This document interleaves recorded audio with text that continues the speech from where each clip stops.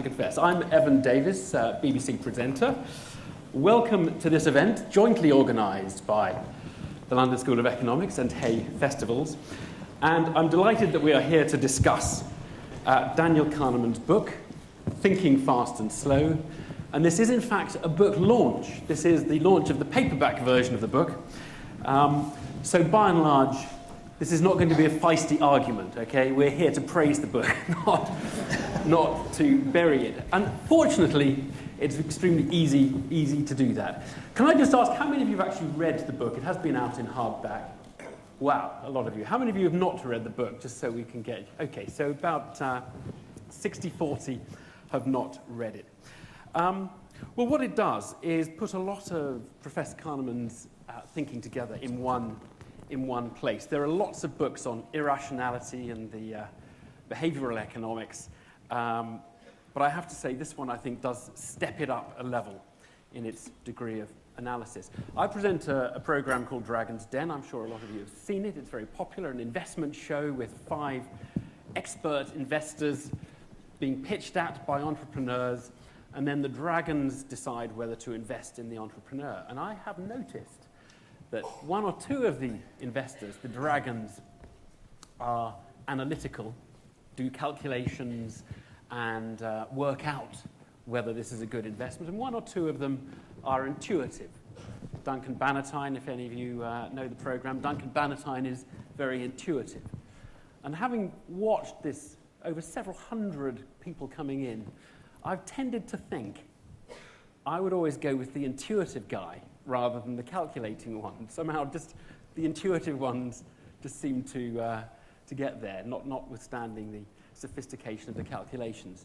I, however, fear I'm a more calculating person than an intuitive one. That is very much the theme of the book. Quite a lot of it relates to that very issue. Well, you will know Professor Kahneman is often seen as the father of behavioral economics, the man who, with his counterpart, the late Amos Tversky, noticed that people do not conform to the economic model of decision-making, particularly under uncertainty.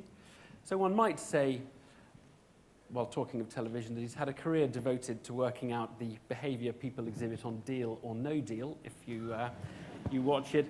And it turns out that generates insights into almost every aspect of all our lives. Professor Kahneman was the recipient of the 2002 Nobel Prize in Economics for his work in this area. He's also written a lot about happiness, and there's about 30 or 40 pages in the book of great direct relevance to that. Also with us is Paul Dolan, who, if you like, is representing the home team, the London School of Economics. He's in the Department of Behavioral Science. He's a professor of behavioral science in the Department of Social Policy here. Paul is going to comment on the book, and Paul is someone who has worked with Daniel Kahneman. Paul has been on the Nudge Unit, the Behavioral Insight team here in London. He's been helping advise the ONS on measuring happiness and well-being. And some of his current work actually is looking at the happiness effect of the London Olympics, which we might get to because that's going to be rather interesting. Now, we have an hour. We'll have half an hour of chat up here. Then we will open up to the floor. You, of course, can converse about the event via Twitter. We're promoting the hashtag Kahneman. We are podcasting the event and videoing it, so subject to no technical difficulties, it'll be online on the LSE website in 1 or 2 days. And I should say, the book is available. Ooh, I've just knocked the top of the mic. The book is going to be available outside, and there will be a signing after the event. But let's talk about the book. And just to get you started, I wanted to just take one little exercise in the book. And this, I'd like to restrict this to people who haven't read the book, okay? Better if the ones of you who read the book, just keep your hands by your sides. A simple puzzle. Don't try to solve it. Just listen to your intuition. A bat and a ball cost £1.10. The bat costs £1 more than the ball. how much does the ball cost? How many of you thought 10p? All of them. Everyone did. If they were being honest. Yeah, if they were being honest. We've either got a very clever audience, or we've got one who have intuitive abilities to solve simultaneous equations, or we have a deceptive. But right, Professor Kahneman, tell us about the bat and ball problem and what that tells us. The answer is 5p, by the way. Yeah, don't spend time working it out. A lot of the book is about how memory works, how associative memory works. And, you know, when I say 2 plus 2, 4 comes to mind. When I say the capital of France, Paris comes to mind. When Struggling to hear? Should we just pull the microphone up a little bit and maybe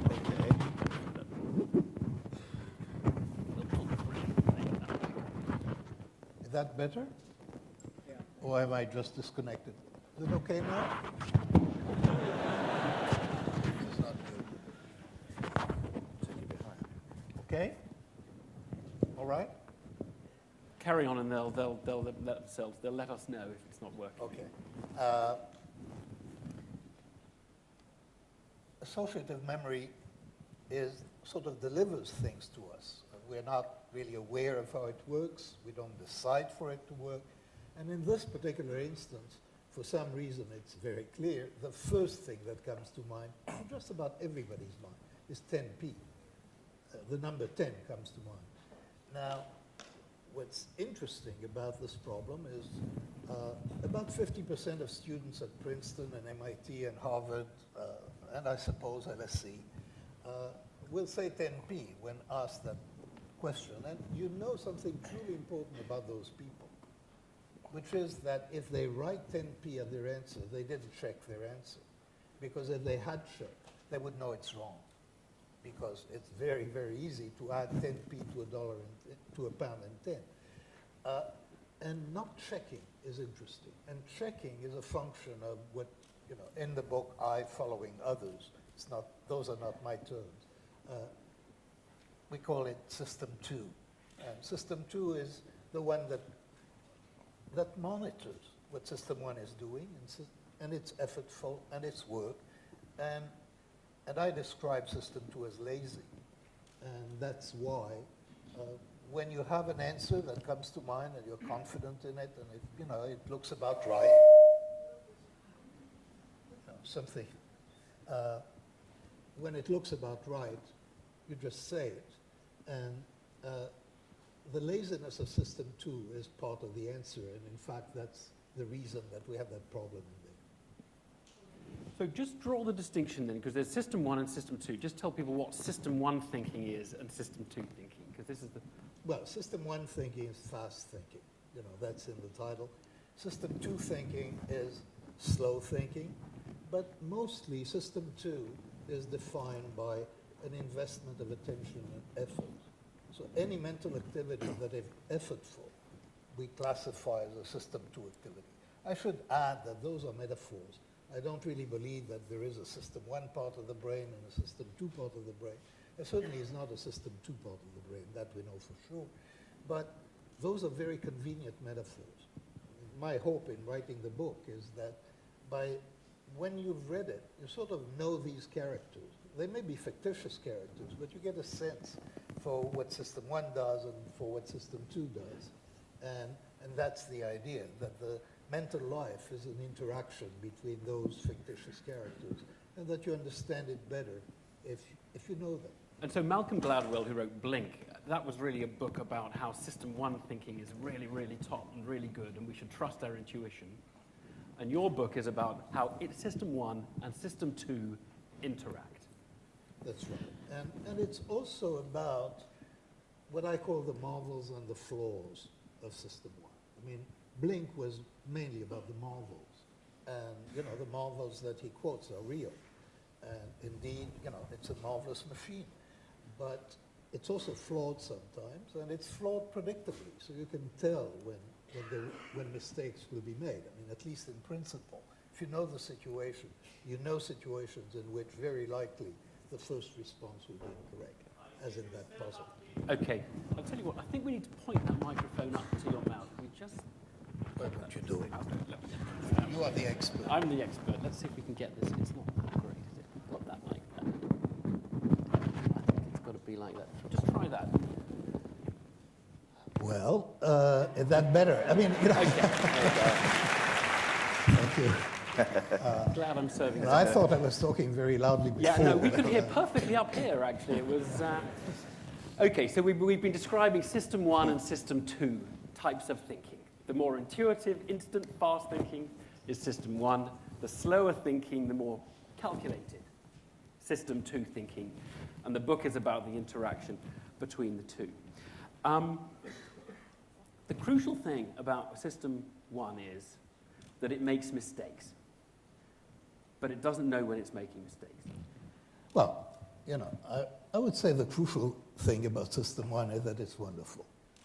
That is, you know, most of the time we run on System 1. I mean, we feel that we're reasoning creatures and that we believe things because we have reasons for believing them. We're acutely aware of what we pay attention to, and attention is associated with System 2.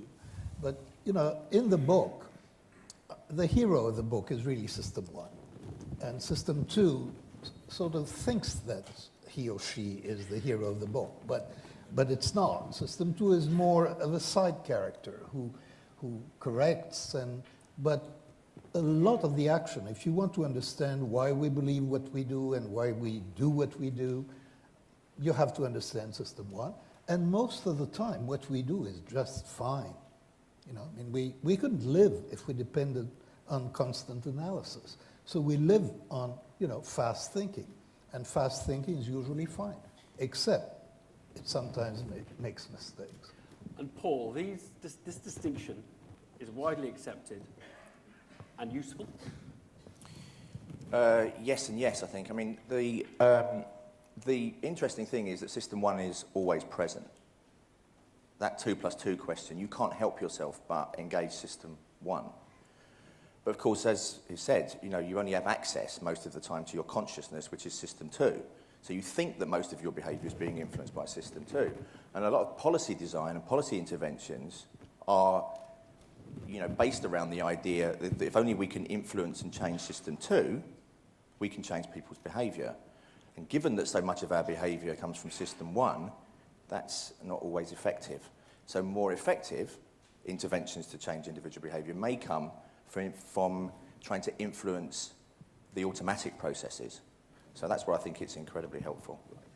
Well, quite a lot of the book relates to experts and their intuition. And you point out, and it's a very interesting section, that often experts with their intuition are worse than very, very simple algorithms. So if you ask marriage counselors to predict whether a marriage will survive, they get a certain success rate, but not as good as a very simple calculation based on the frequency of lovemaking minus the frequency of quarrels. And You can make a note of that formula, right? it's in the book. It's in the book. It doesn't take into account the ones where the lovemaking and the quarrels are one and the same event. But it's. Tell us about experts and their intuition, because experts are slightly different towards. Experts do have intuition, and you do respect their intuition, their System 1 thinking, but their System 1 thinking is slightly different to everyday System 1 thinking. Well, actually it's not, because all of us are experts. You know, I mean, I give the example that I can recognize, you know, my wife's mood from one word on the telephone. You know, and that is true expertise. We're all expert at driving, and we do that, and it has the characteristics of a System 1 action because it's effortless. We can drive and talk at the same time. Unless, you know, it's very complicated, unless we're making a turn into traffic. Then we stop talking. We turn the radio down. We turn when the we're radio reversing. down because our capacity for effort is limited. So we all have expertise, and that's what I meant when I said that, you know, System 1 runs our lives.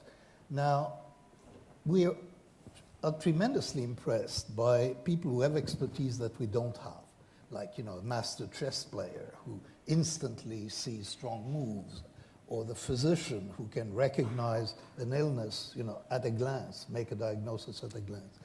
And I spent actually a few years trying to figure out what are the boundaries between those cases of expertise and the case of people who think they're experts, who talk like experts, but who in fact are no better than chance or than monkeys throwing darts at scoreboards. And there are a lot of those in the financial world. And there are a lot of those among the political pundits. And we have a lot of people who think they have expertise and who genuinely think they have expertise. But in fact, they're not terribly good at what they're doing. And so we try to understand, what are the conditions under which you can trust an expert? And what are the conditions under which you should be suspicious? And there is one thing you should not trust. And this is how confident they are, because they all are confident. I mean, there are many people who are very confident when, in fact, they don't know, because confidence is a characteristic of the story that you tell, or the story that System 1 generates automatically. If that's a good story, you have confidence in it. That's not the same thing as evaluating evidence, but that's where confidence and what we call overconfidence comes from. So why are there chess experts? Why are they good at what they do? And why are stock pickers not very good at what they do? And it's not the stock pickers' fault.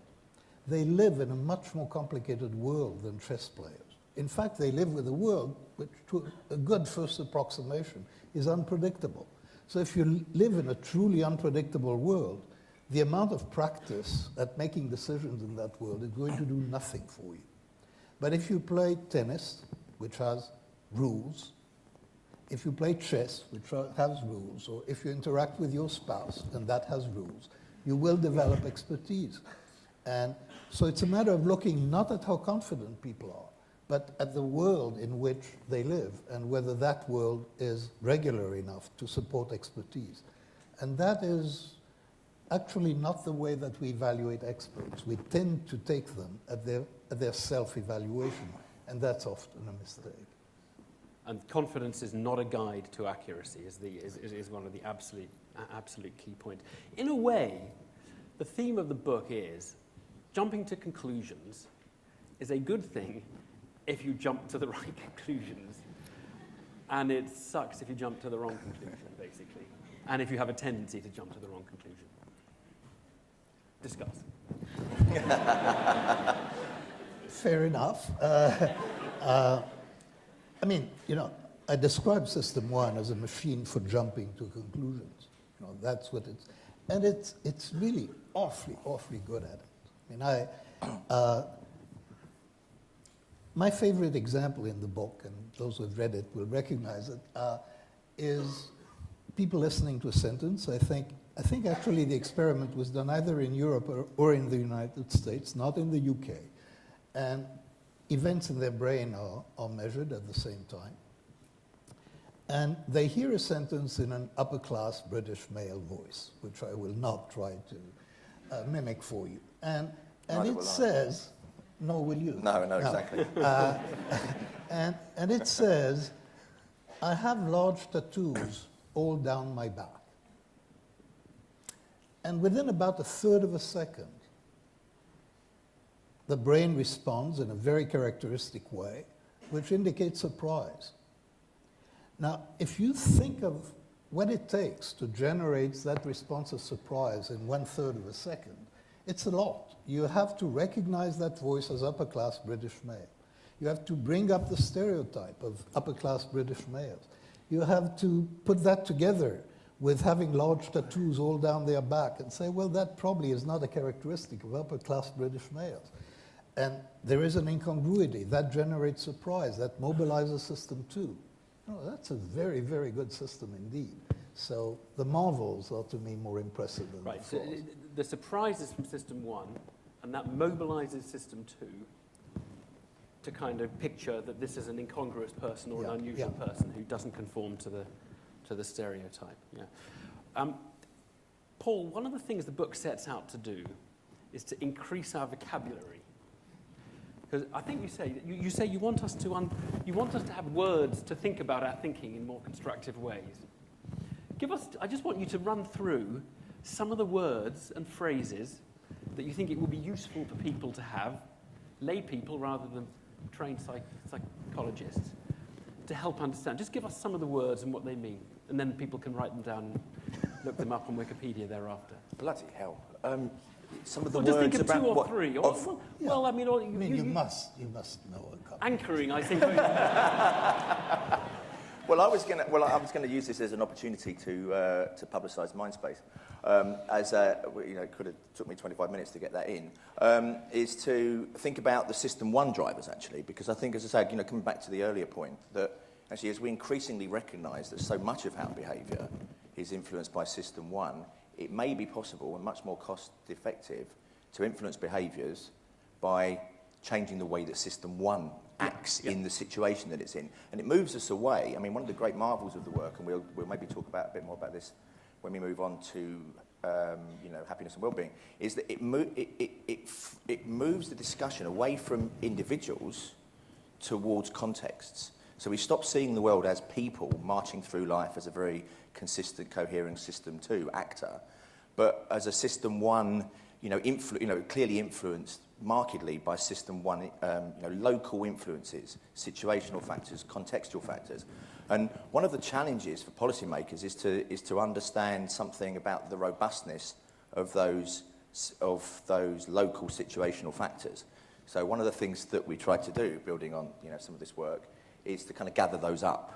So Mindspace was our attempt to set out as a checklist or a toolkit the set of robust influences on System 1. So just picking one of those, N for norms. Let's say norms. So we're heavily influenced by what other people do. We want to be like people like us. This is a great example of actually where if you were to ask System 2 that question, you would get a very different answer. I'm special, I'm unique, people follow me rather than the other way around. Well, that's nonsense in terms of System 1.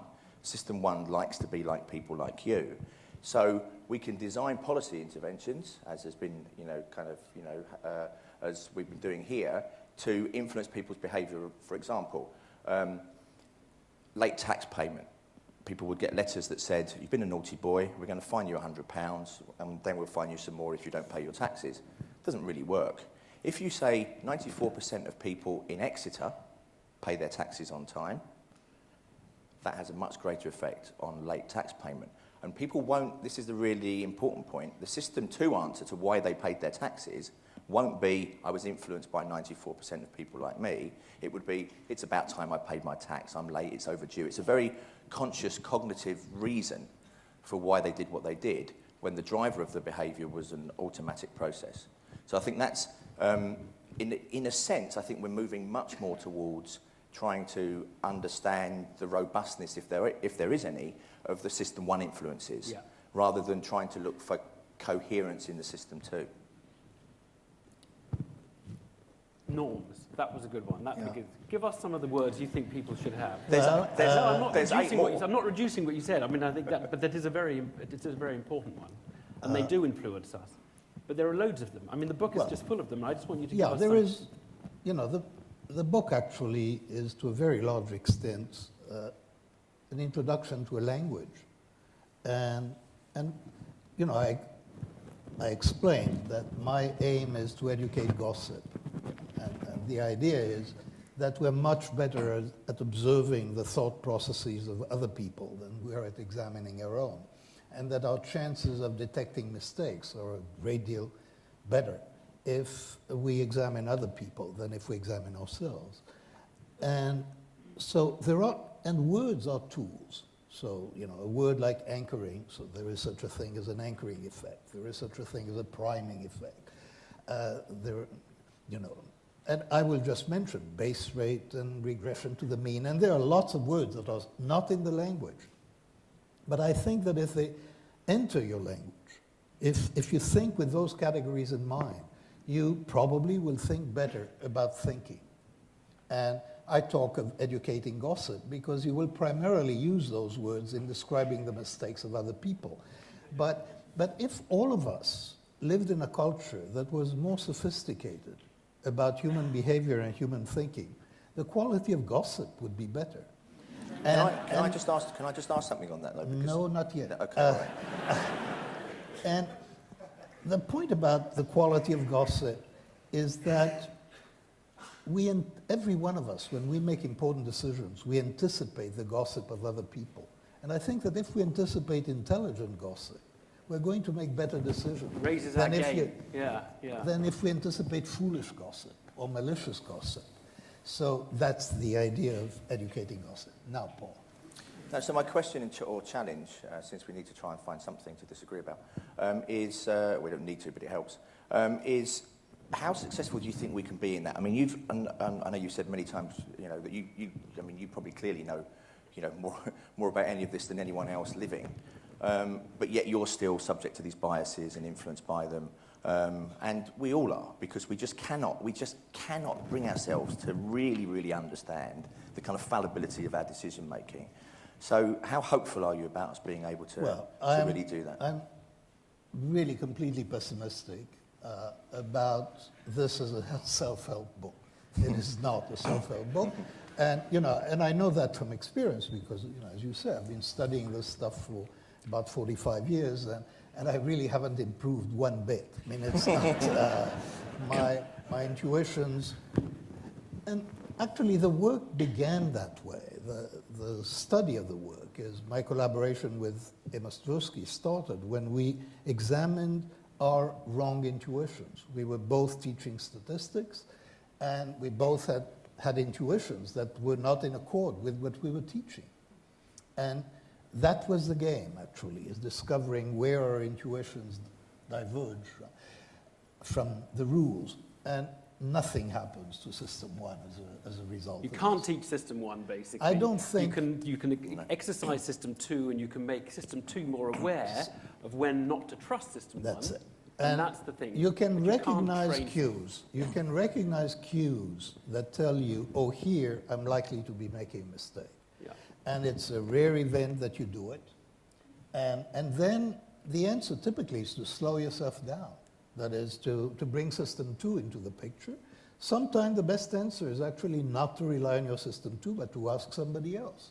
And there are many situations in life where you're better served by looking at what other people are doing or at what other people have experienced than trying to work things out by yourself. Right. So we've done System 1 and System 2. The book is about System 1 and System 2, so I hope you've sort of mastered the distinction, for those who haven't read the book, of the sort of intuitive and more calculating side. Now, the book confuses a little bit by then going on to another distinction, which is two kind of selves that are not System 1 and System 2, but it's a different distinction, which is the experiencing self and the remembering self.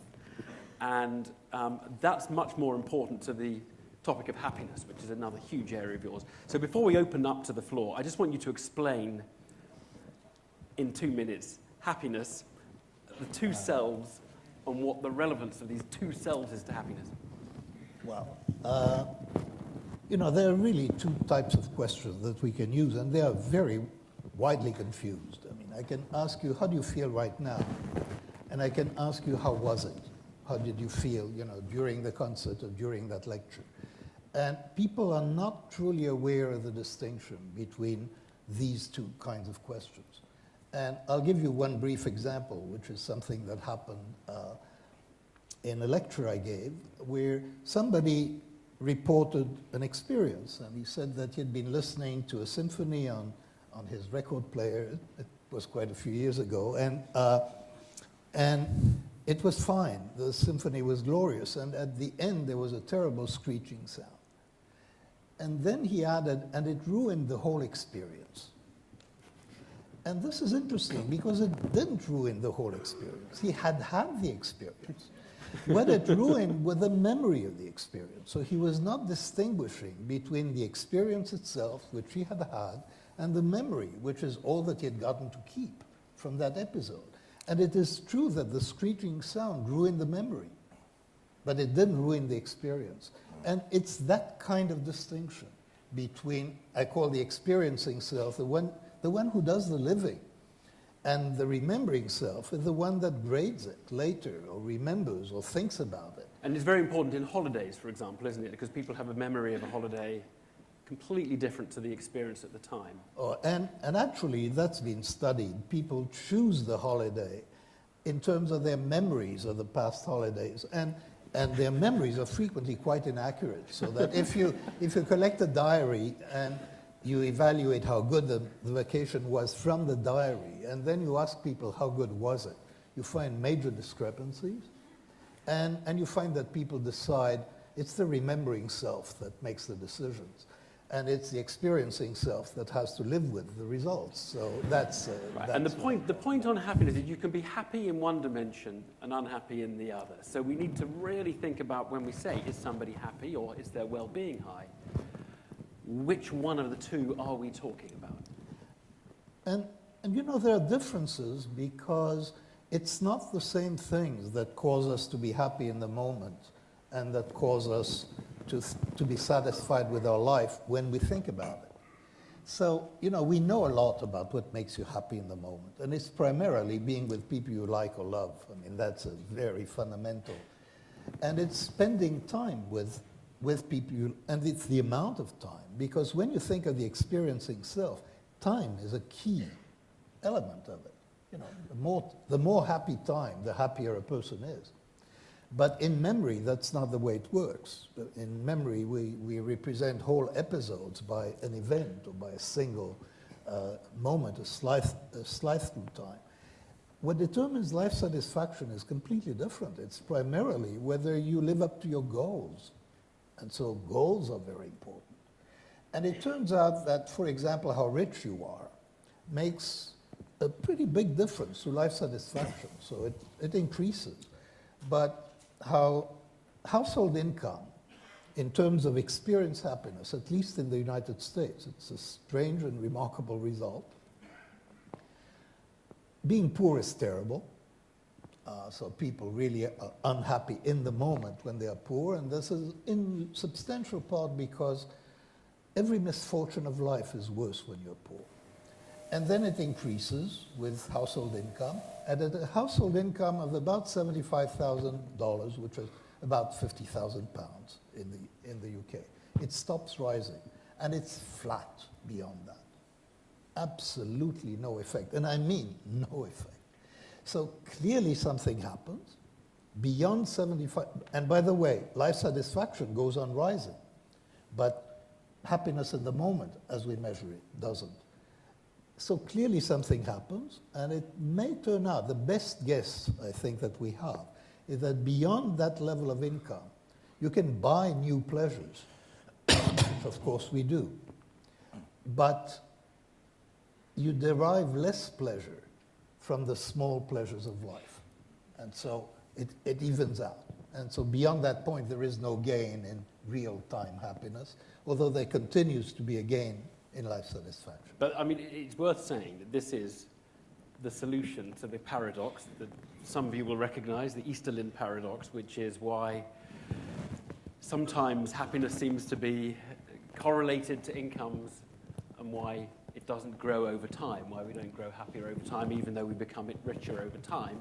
And it is because you're measuring two different types of happiness. One of them is correlated to income, and one of them isn't correlated to income, and you're just flipping between the two.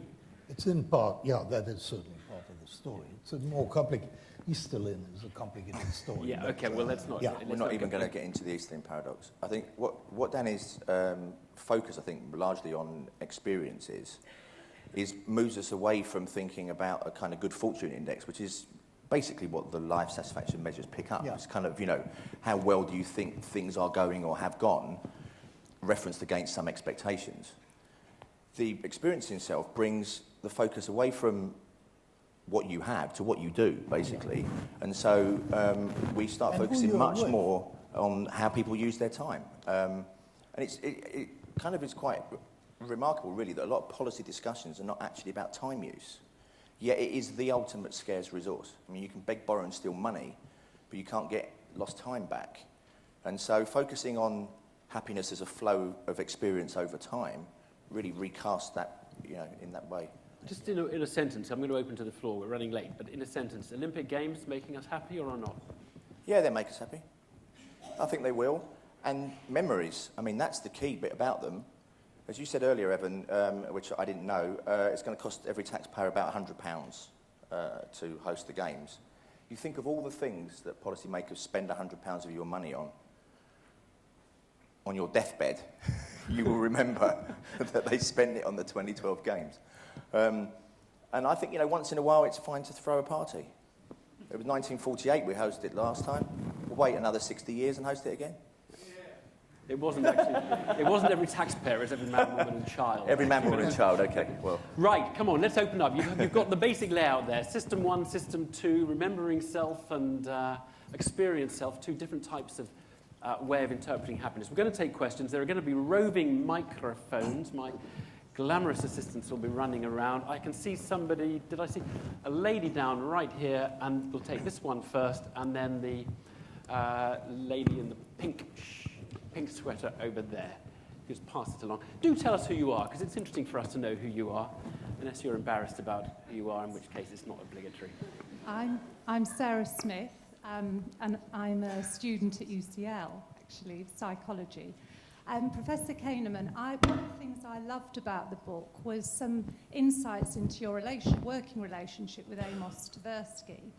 And I wondered about the interplay of System 1 and System 2 in that relationship, and what makes a working relationship like that so creative and special. Well,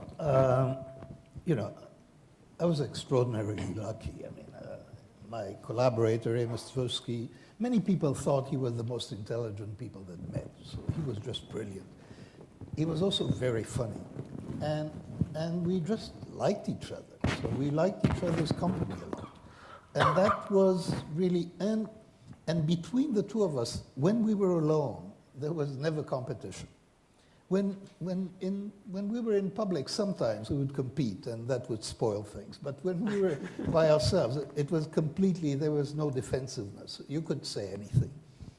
And the secret of it, of what made this so enjoyable and actually so creative, is that many a time when you do, when you think for a living, you say things and you don't understand what you have said.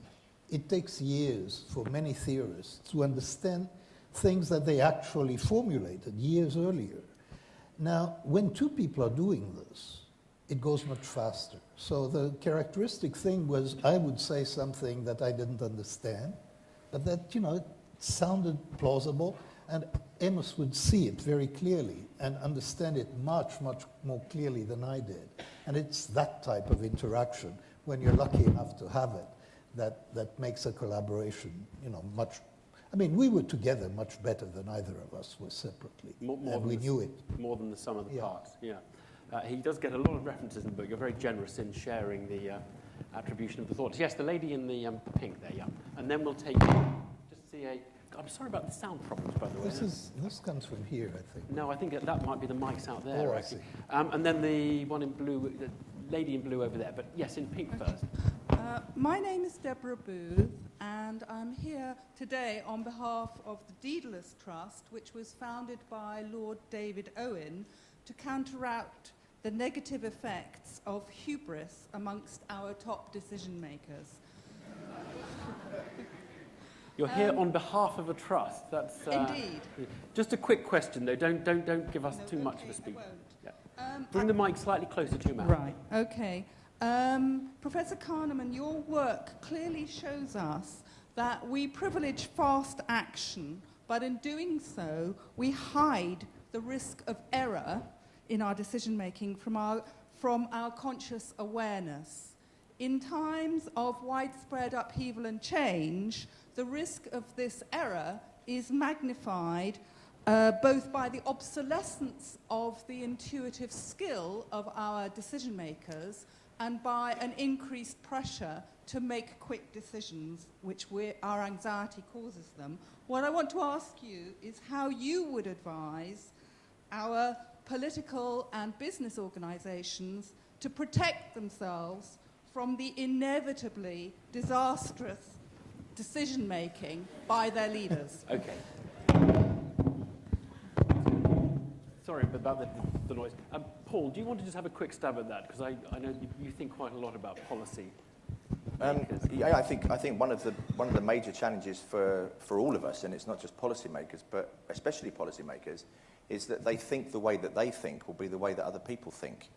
First of all, they're often not really aware of why and how they think the way they do anyway. And insofar as they do, it's not very representative of the populations that they're serving, oftentimes. So a much greater understanding and observation of real people in the real world is the only way, really, that's the only real way in which you can understand behaviour, is to observe people in their natural... So get out a bit more is tip number one. Into their natural environments. You know, I mean, the question is what you gain by slowing down. I mean, it's very clear that the public likes decision makers who act quickly. The speed of decision making turns out to be a very desirable quality. You know, we like decisive leaders, and that is not very good if we want a lot of deliberation. So, you know, they need to slow down. And there are a few ideas in the book and elsewhere about, you know, what are the procedures. There is a real question, and I think it's a deep question that arises if we accept human nature, and it has to do with the nature of the threats with which we're confronted, and whether human nature is really well adapted to dealing with those threats. And I'm going to take global warming as an example. So it's a distant threat. It's an abstract threat. Now, System 1 is really very good at reacting to threats when they're immediate and concrete. Now, the nature of the global warming threat is that by the time it becomes immediate and concrete, it may be too late. And so the question of whether human nature is adapted to the types of challenges that are really upon us is, you know, I'm not about to solve that problem, but it is a very, very pressing question, I think. Whereas if there was an immediate... For democracies, especially. Immediate crises, we're probably better cut out to deal. I think we had someone in blue, and then there was a gentleman somewhere, gentleman in the middle of the row there with an iPhone in his hand. That's it. If we can just get the mic down to this guy. Yes, madam. Hello, my name is Jennifer Harris from a firm called Board Intelligence, and we specialise in working with boards to make them more effective. My question is something of a build on the last question. Sounds like you're coordinated almost. I know. If you were the chairman of a FTSE 100 board, what might you do differently to make that board more effective and to make its decisions of a better quality? That is interesting. We've got very practical, focused people here. This is good. They've obviously, they want, you know, to learn and get from the book. What's your answer? I don't know the institution that you're talking about. The chairman of a board of a company. So you've got a company, the board running it. The chairman is responsible for making the board function well. Well, one possibility that I've thought about, but the chairman of the board are not necessarily going to like it, is what I call quality control of decision making. So, you know, an organization and a board is basically in the business of producing decisions. And now we have mechanisms of quality controls for other products. And in this instance, the quality control is in part reviewing the evidence. But there is another aspect to quality control, which this book is, you know, leads to, I think. And this is considering the process.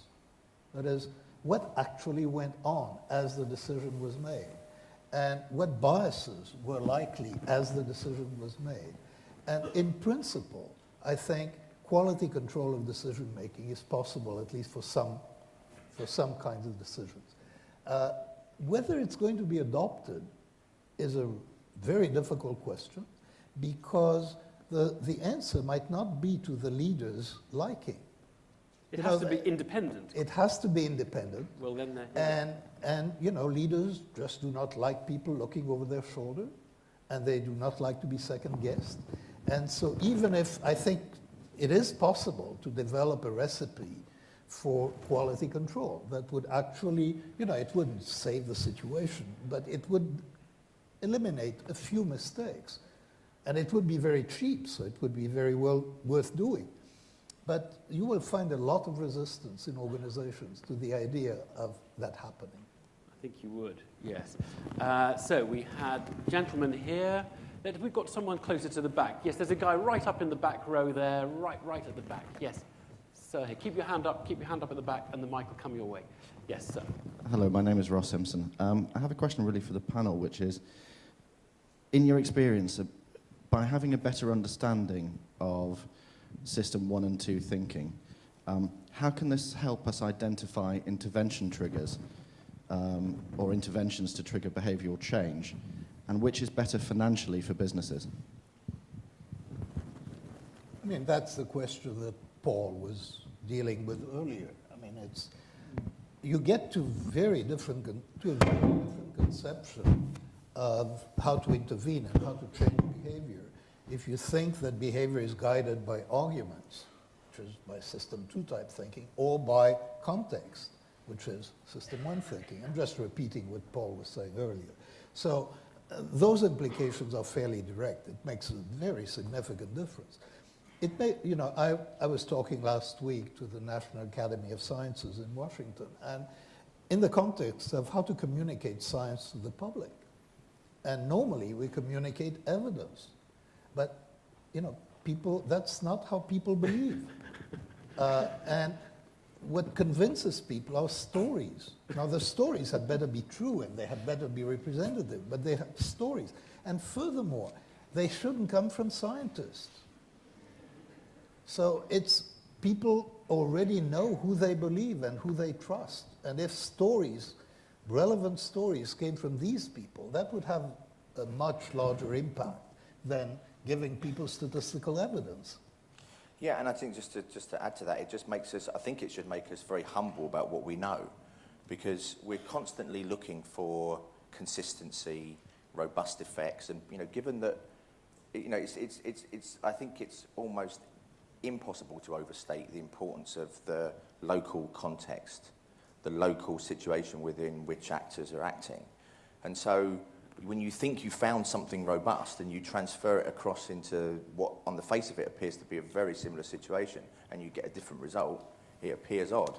So again, the only way to really understand is just to keep testing and learning, iterating to an answer, if there is an answer, through understanding some of those local contexts much more. Context, we're not saying that system 1 is emotions clouding judgment, is it? There's a difference between system 1 and emotions, letting the... Well, you know, when you ask yourself why you believe what you believe, you know, why do I believe that global warming is real? I have no idea. I mean, I believe it because people whom I trust, tell me to believe it. And this is true of almost everything I believe. I mean, and I think it's true for all of us. So if we recognize that the central issue is who do people trust and why do they trust them? Yeah. That changes the nature of the debate, and it changes the nature of how you think about, you know, where do things come from in our social life. And very interestingly, it means that actually politicians and a lot of people go completely the wrong way, because by being strident and sure of your view, you make it sound like you're trying to sell something. And the audience are thinking, I trust this person less. Whereas if they said, say, debating nuclear power, pretty difficult whether we should have nuclear power stations or not. On balance, I don't really like them, but on balance, I think probably we should. You might trust that person, and that would be more persuasive than trying to make a strong... understanding where trust comes from is important. And, you know, but there is a fine balance because... And the balance is between cynicism and realism. What worries me about this line of argument is that if we say, well, you know, you've got to speak to system 1 because system 1 is... there is a sense that you're missing out on something. That is, it's important to have a culture where evidence counts. And it's important to have a culture where you're not sort of... where you don't express contempt for the population by the way you address them. And what is the balance between showing respect to the population and communicating effectively? How we find that without cynicism. That's a very difficult problem. The whole thing is balance between system 1 and system 2. You don't just want system 1, you don't just want system 2. Right, we have a gentleman at the back, I hope, with a microphone. Yep, tell us who you... And then we'll take the person right over at the side there. Keep your hand up. Yep, the one in front. Yes, sir. Hi, my name's Packham. I'm still a A-level student at St. Ignatius College in Enfield. Welcome. Hopefully I still remember my question. It was sort of like knowing that the system 1 type of thinking is sort of the quick, fast thinking and the one where you're sort of prone to mistakes. How do you then know when to like activate your system 2 type thinking if sort of use, because through everyday life you use system 1 thinking, you think you're right, how do you then know when's the right time to activate the system 2 thinking and just not carry on going living life just through system 1? A question right at the core. Yeah. Thank you. Right at the core of the book. Yeah. How do you know when to slow yourself down? And the answer is really to identify situations where you know you're likely to make a mistake. So, for example, I know that I'm very prone, I've always been, to make extreme predictions with very high confidence. Now, I do that, very little happens with the results of my predictions. But when it becomes important, for example, when you're considering candidates for a job, and it's your responsibility to participate in those decisions, then you slow yourself down. Then, you put your intuitions in balance, then you give more weight to more solid evidence and less weight to your impressions. And so there are situations that you can learn to recognize to some extent.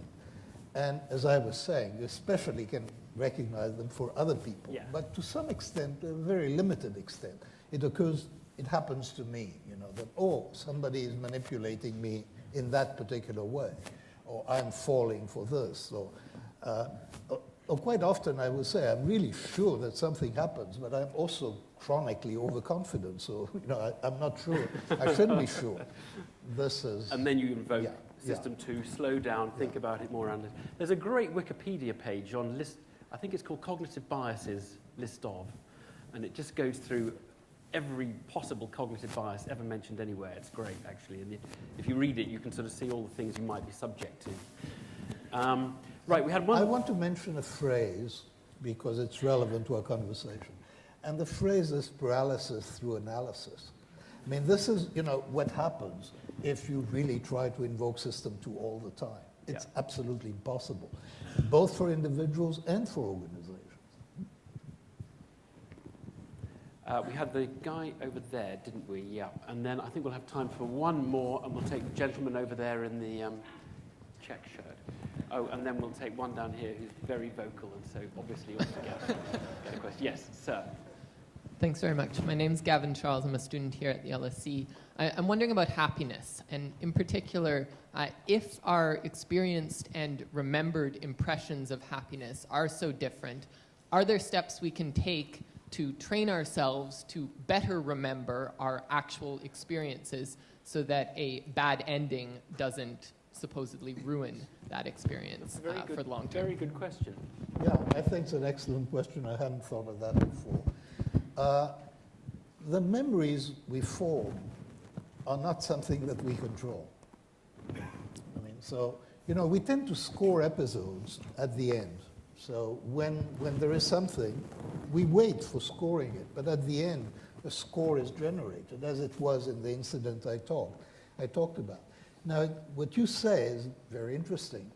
Could it, in some cases, when I say, this was awful, remembering that there were 20 very good minutes of music before that, it would be an interesting exercise and it would change things. Whether this is likely to happen as a result of my publishing the book, no, I don't think so. But it would be good, I think. But who's to say that there's a better memory and a worse memory, or you need to correct your memories? I mean,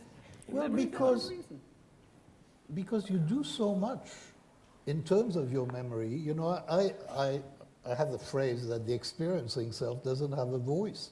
So there is a tyranny of the remembering self, you know, that sort of makes decisions and exposes the experiencing self to experiences that, you know, it isn't asking for. So there is a problem. Yeah, I mean, memories are experienced. They are experiences. So when someone says that symphony was ruined, what they probably mean is that every time I remember, well, what they absolutely mean, as you said yourself, is when they remember the experience, they remember it as ruined. Now, if we're going to take happiness data seriously, which I think we ought to naturally, then we will be taking seriously the full flow of experience over time. And so as a substantive question, are all the times that you then subsequently think about that symphony being spoiled, does the kind of weighted sum of all those memories in the experiences at the time outweigh the 19 minutes of pleasure that you got first of all? And that's the substantive question. It's incredibly difficult to answer, of course, but that at least helps us frame how we would go about answering it. And I think that's time weight the experience in the memory. Time weight the experience in the memory, exactly. Yeah. Right, well, let's take the last two questions very quickly back to back. So, sir there, and then lady here. Yes, go ahead. Hello, my name's James Shine. I work for a very large Chinese telecommunications vendor called Huawei. And I'm just interested to understand whether, when you've been talking about System 1 and System 2, whether you've been kind of giving a kind of Western kind of opinion about System 1 and System 2, and whether there are cultural differences. There has been talk about Asians think differently from Anglo-Saxons or Europeans. I'm just curious to know whether you might think there's a separate System 1 and System 2 for different cultures around the world. Very interesting. Hold that thought. We'll just take the question down here as well. And I just... Can you hear it? Do I need to push a button? No, just speak into it. Okay. My name is Susan Wolf. I'm a retired social historian. And I've had to retire from my professional life because this does get into the larger picture, but I'm going to say I had a brain tumor which has affected my System 1 and the cognitive, and I have become very aware of cognitive processes. And I've also become very aware of the medical community where you deal with expertise. Your expertise as a human being on yourself is completely dismissed by the medical community because they have expertise that they think and they're not listening. And as with all of the changes in the policies and the NHS systems and what's happening in the States with medicine and all of this, how do we integrate all of this? I mean, that is a very big question for us to finish on, and I think a good one on which can finish. But before you address that, which is life, the universe, and everything in a way, just a quick one on the cultural point. Well, there is a lot of research to be done. The basic distinction between System 1 and System 2, I'm quite convinced, is that's universal.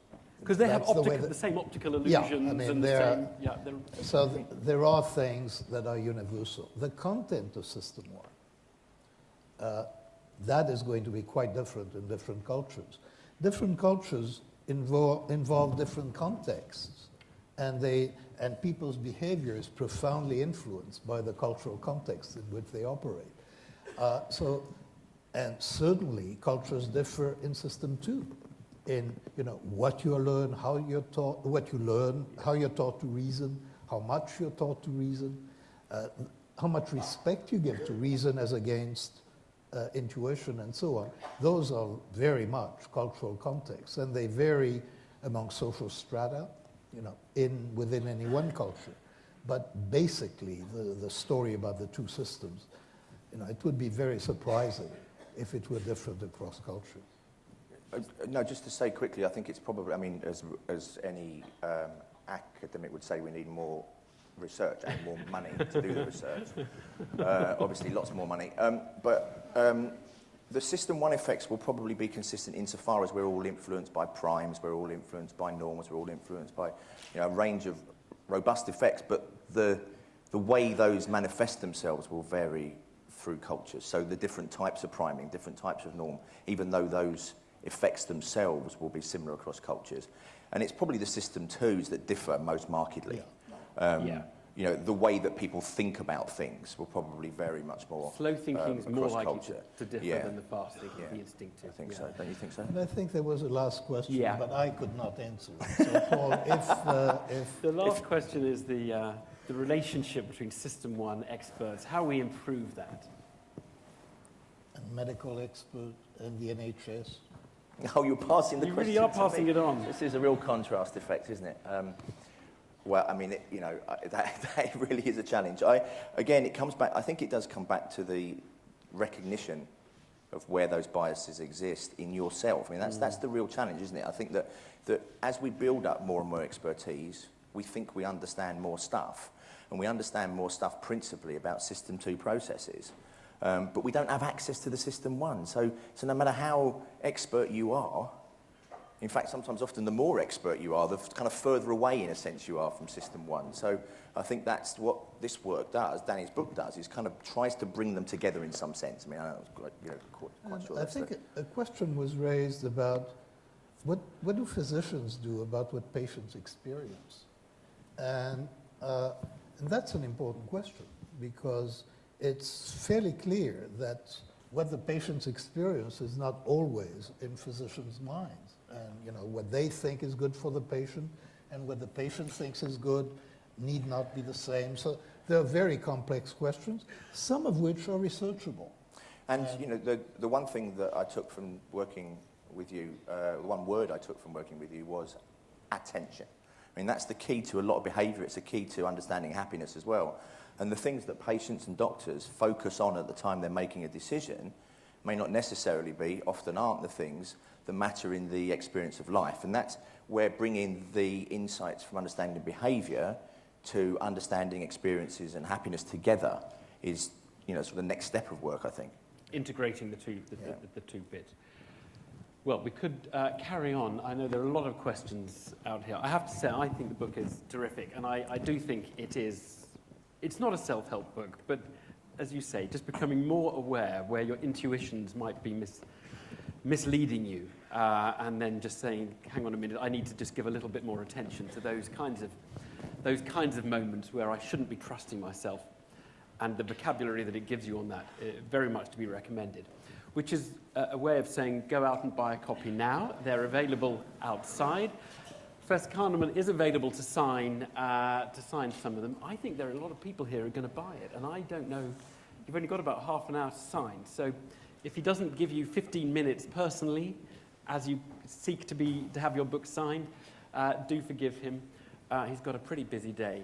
But it's a really fascinating thing, and I hope we've given you just a taste of System 1, System 2, which turns out to be a distinction of really very important and very useful. Maybe we can just thank Paul Dolan and especially Professor Sarah.